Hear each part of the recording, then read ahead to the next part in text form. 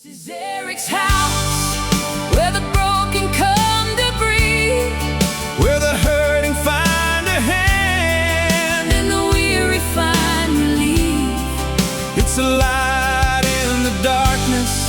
When the night won't let you go, You don't have to walk alone. through the valley of... Hi, everyone. I'm Greg Eckerman, co-founder of EricsHouse. I'm pleased to be joined today by four people that I've been blessed to know through our work at EricsHouse. Janelle Cole, Stu's sister, who has been a member of multiple sibling grief groups and is now one of the co-facilitators of that group. Andrew Curry, Effie's husband, who's been a member of multiple men's groups and is in the process of completing a career change to become a licensed professional counselor. Jackie Cole, Janelle and Stu's mom, a facilitator of moms groups after having been a group member for multiple times. And she's now a regular contributor to our EricsHouse newsletters. And Ben Brinkley, Jane's dad, a member of multiple EricsHouse men's groups, who's now facilitating in-person groups for grieving parents. Welcome, everyone, and thank you so much for making time to come together today and to share your thoughts. I'd like to start with a question about healing. We know that healing isn't a linear, straight line kind of process. And we know that it doesn't have a defined end, a finish line, so to speak. But I believe that it is driven in large part by finding hope, the effort to find meaning and purpose in our lives and using that to build hope for something better in the future. Jackie, I'd like to start with you. If you wouldn't mind, share with us where you found hope in your journey so far. This is actually a question I've thought a lot about, because I think, just like we talk about how your grief transforms, I think the idea of hope transforms. And when I think back to when I first came to Eric's house, first found Eric's house, I felt as if, I'm treading water in this endless sea, and there's no sign of land or any help on its way. And it felt very hopeless. And I feel like, if I do love the word picture, that Eric's house was like a lifeboat, and pulled me into the lifeboat and said, here's your oars, here's compass, here's the map. And kindly, it's a lot of work. So here's a direction. And just having a direction somewhere to go just felt, okay, this is what I need. Someplace to set my, sights on. And now, after paddling and always, course correcting through the years, I feel like I'm in a place where hope to me now looks like I'm the one maybe who will show up with the boat, the oars, and the compass and the map. So that's what it looks like for me. To continue your metaphor, you do feel adrift. You don't know what direction you're going in, and you don't have any idea how to get there. And so the work that you do as a facilitator, I think, does give people that belief that they can get through this. Ben, I'd like to hear your perspective. What gives you hope in your grief journey? Yeah, Greg, I was struck at the beginning of your question. You talked about how sort of, I can't remember the word you used, but there's a lot of up and downs and confusion in the journey, the early part of the journey, especially, right? Yeah. It can be so chaotic early in the grief journey. You suddenly have a day when you're feeling maybe a little bit okay, and then you have a day that's just terrible. Something that I found incredibly helpful about being part of the men's groups is that the company of other people on the journey helps you see that there is some directionality, right? Even when you can't see it yourself, because it's too chaotic from day to day. There are too many reversals, you're too close to it. But when you're in a group with some people who are maybe a little further along, maybe some people who are earlier on the journey too, you can get a sense that there is a direction here, there is a trend, and it makes it possible to believe in healing, right? Because at first, I'm just speaking for myself, it is not possible to believe in healing. It's too bad. Yeah. So I think, what hope means for me is the belief in that healing is possible. That something like healing is possible, even if you can't conceive early on of what that would possibly be. And then the other dimension of hope for me as a grieving dad is the idea that that I'll continue to feel closer to my daughter as time goes on. Because with the early grief, the absence is everything. Yeah. You can't access the closeness. But feeling that grow as the years pass, that gives me hope. It's kind of ironic, almost counterintuitive, I think, that in the process of healing, we are drawn to a group of people who are similarly broken. That's where we find that sense of connection that allows us to hope for something better in our own lives, and to share that with the other people that are in that group. Thank you, Ben. As we look at the efforts that we go through in our healing processes, a lot of what EricsHouse tries to embody is the idea that companionship is central to the ability to heal. The idea that we benefit most from a connection with other people who are able to be present to us without trying to fix us, without trying to hurry us, just listening and walking alongside us. Not everyone is able to be that kind of companion, but those who are can be a real gift and sometimes a real surprise. Janelle, who's shown up in your grief journey as a companion who's surprised you? Quite a few people have shown up for me in ways I could have never expected. But there's somebody who comes to mind who I truly didn't think was ever going to be in my life again. And my last year of doing competitive cycling, I was on a team who, and the owner became a friend of mine. I felt like he was a good person. We got along pretty well. It was an interesting experience to work with somebody who I very much respected, not only because of their expertise in the field that I was performing in, but was also, working for and trying to impress, yet just seeing that this person had a little bit more depth to them than most people. I didn't know why until after Stu died, and he reached out to me and shared his story of losing his younger brother when he was very young. And he has shown up for me every week, every day that has been since Stu has died. He's been a constant source of connection, of advice, and of hope in a very incredibly realistic way of, no, this will never be okay. It is not all right that this has happened. But you can still live fully and do something with your life. And hearing that from somebody who had lost their sibling, granted not in the same manner that I lost Stu, but in a equally life upending, identity redefining way, has been something that I've held on to for the last 4.5 years. When you do find those companions, I think some part of what makes that potentially more surprising is that in our society, we sort of suppress those aspects of our lives. So we're a grief averse society, so we don't talk about that stuff until, whether it's somebody who's had a loss or it's just somebody who has a deeper well of empathy than you may have expected, because that's not the kind of interactions you've had with them.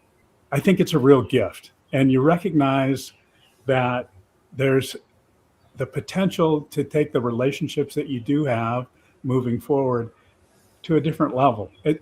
There's sort of also a downside to it, because you don't want to settle for less. Once you've experienced true companionship, it's hard to keep keep future relationships just on a superficial level. Andrew, as we have been companioned, as we have received the benefits of being companioned, I think we also learn how to companion one another.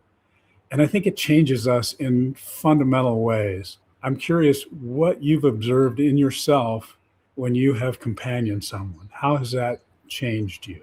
I think my experience with companioning, it's hard. One of the things that surprised me about it is even having had good examples of it myself, how difficult it can be.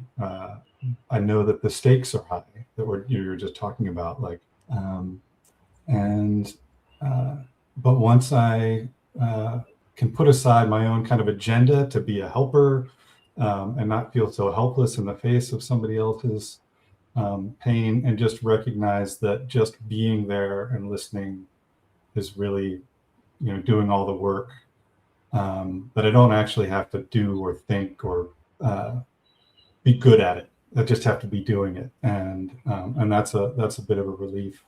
Yeah. And then just recognizing, maybe I'm not providing the lifeboat and the compass and everything that Jackie was talking about, but just saying like, oh look, there's the lights over there on the horizon. That's probably land, and you can swim that way. Just the tiniest sliver can help people out. Yeah, I love that point. Being an effective companion isn't about being perfect. It isn't about having, clearly, we're not there to advise. It's not about having the answers. It's just about being able to be present. And I like one of the things I've learned from Dr. Wolfeld is you have to give yourself some grace when you venture into being a companion for somebody, because sometimes you're going to put your foot in it. And that's okay. Our job is just to stay present. So I'd like to kind of open it up a little bit. I know for a lot of people, especially in early grief, it seems really ironic to think about any kind of good coming out of our losses, out of the pain and grief that we feel. But I think as we start to figure out what healing means for each of us individually, we find that there are blessings in those losses. And sometimes it's as simple as a shift in priorities. It's a new perspective on life, or new passions, or permission just to make changes that are in alignment with what we really believe and what we place value on. And given the work that you all have done, the shift in your focuses to care for others in grief, I'd like to kind of lead in with a quote from Mahatma Gandhi: "The best way to find yourself is to lose yourself in the service of others." And so given the changes in your life, the kinds of things that you've experienced as facilitators, as you move into that realm where you're supporting other people who are struggling with their own issues, I wonder if you could go back in time and visit yourself, that broken version of you in your early grief, what would you say to that person? Is maybe, right?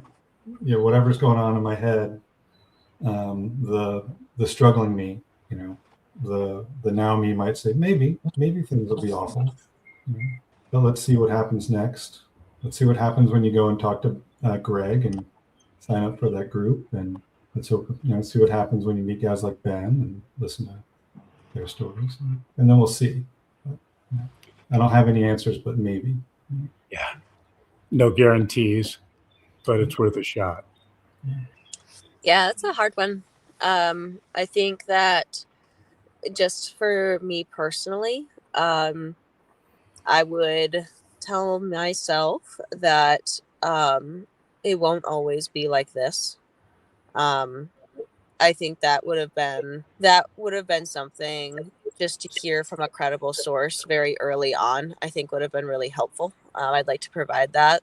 Not that, oh, it'll be okay, or, you'll move on, that I got a lot of, but like, Yeah. it won't always be exactly like this. And I think I would also, I think I would tell myself to quit hiding behind the punishment stuff. I was pretty bent on doing some kind of 100% self-imposed penance for perceived failures and failing my brother. And I was really set on never enjoying life again, never doing anything that used to be me again. And I think I would try really hard to set myself straight on that, because that helps nobody, me, my family, my brother. But I was pretty locked in for a while. Yeah.